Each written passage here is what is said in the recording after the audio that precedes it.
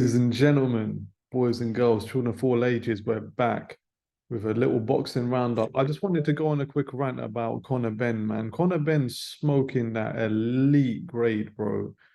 Conor Benn's smoking that Delta 9. I mean, he's smoking that Delta Airlines, boy. He's smoking all of that, right?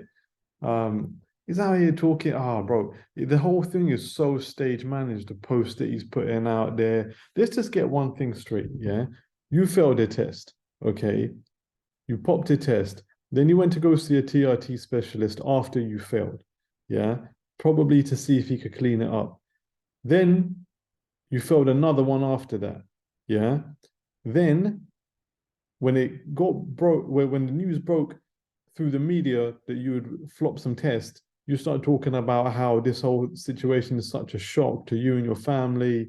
Like you never even heard of any of these things.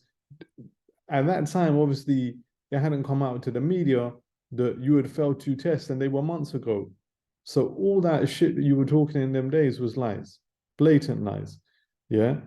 Now, after that, the first thing that you did is give up your license with the British Boxing Board of Control, meaning that you didn't have a tribunal to stand with UCAD, who it's been leaked that UCAD were willing to consider third-party data from VADA, the Voluntary Anti-Doping Authority, right?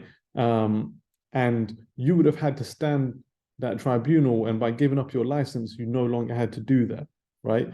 So if you were innocent and you wanted to clear your name, why wouldn't you stand the tribunal? Why wouldn't you keep your license? Why would you give your license up? Right? But then your way of proving yourself, yeah, as innocent, trying to clear your name, is to go to the WBC.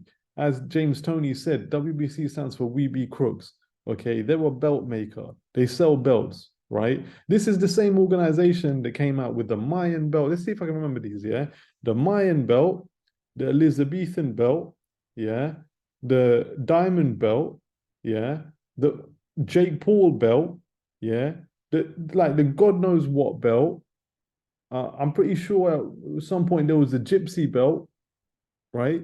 I mean, like you're going to them to somehow prove that you're innocent. So an organization that invents rankings and sells custom belts in exchange for money is where you want to go to prove that your doping sample, yeah, was somehow what contaminated or caused by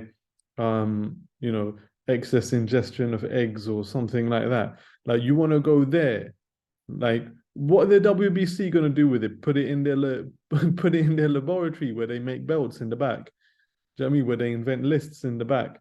Like like you could have presented your evidence to UCAD, yeah. You could have taken VADA, yeah, who are the people who did the testing which you flopped to court. Yeah, you could have taken them to the court for arbitration of sport. Yeah, there's all kind of things you could have done, and you didn't even attempt to. You just gave up your license, so that way you couldn't be banned.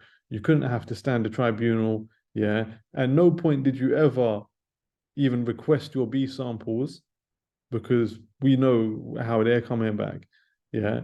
He's a drug cheat, bro. It's absolute bollocks. But anyway, I want to go on the next rant as well.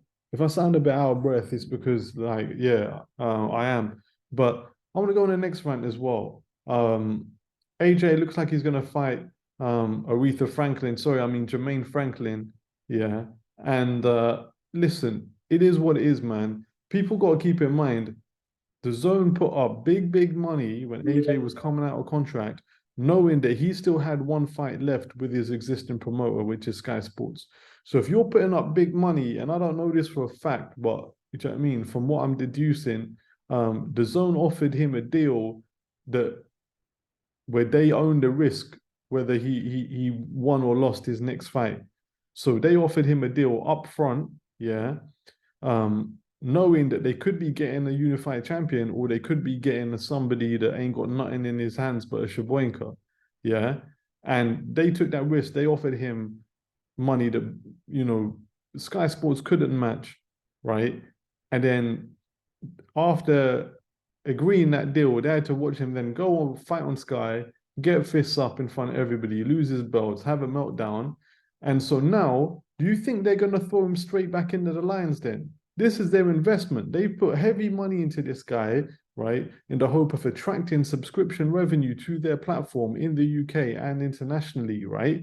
Do you think they're just going to throw him in with an Andy Ruiz, with a Deontay Wilder, just so you can just, I mean, I mean, who wants to sign up to see his second or third fight? No, they're bringing him back against Aretha Franklin, Janine, and then they're gonna bring him back against Dillian White, and they're gonna start talking in these road accent, right? And they're gonna start having these dumb arguments, and they're just gonna hype it up to all the casual fans that do accumulators at Ladbrokes and get on the sniff. Do you know what I mean? Go down to football, mate. Go down to football. They love a bit of Dylan White, don't they? Because he's from the streets, mate. He's from the streets. Do you know what I mean? Like they're gonna sell that to the casual football fans till the cows come home.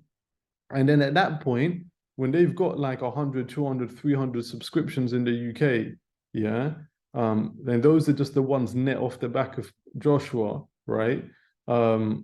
If not more aggressive than that, maybe they're looking for 500,000 subscriptions. I think, to be honest with you, if we're just talking net off the back of Joshua's fights, that would be pretty aggressive, especially for a monthly subscription right now. But yeah, maybe if they can get like 500K, then they'll gamble on him, with a rematch clause towards the end of the year. But until then, man, honestly, if you were expecting better than Aretha, I'm saying, I don't know who you were expecting, man. I don't know if you're expecting Luther Vandross, bro. Do you know what I mean? Diana Ross, I don't know who you were expecting, but I was expecting nothing better than Franklin. The thing is, tidy fighter, good skills, good intelligence. Yeah, knows what he's doing in the ring. But ultimately, as a physical specimen, he's undersized. So I feel like it's a good comeback fight. It's as best as can be expected. Do you know what I mean? And especially with the Derek James style, which is no nonsense. There's not too much feinting, there's not too much footwork. It's not trying to, be some master boxer. It's about, using your physicality to step forward, put it on people and beat them up and get them out of there, right? And keep a high guard while you're doing it. That's how Charlo fights. That's how Spence fights. That's how Derek James fought. That's how Andy Joshua's going to fight. And against an undersized fighter, I feel like that's a good comeback fight. And we'll see how it goes. So yeah, quick things. I'm going to do a next video as well. But yeah, that's what we got for now. Peace.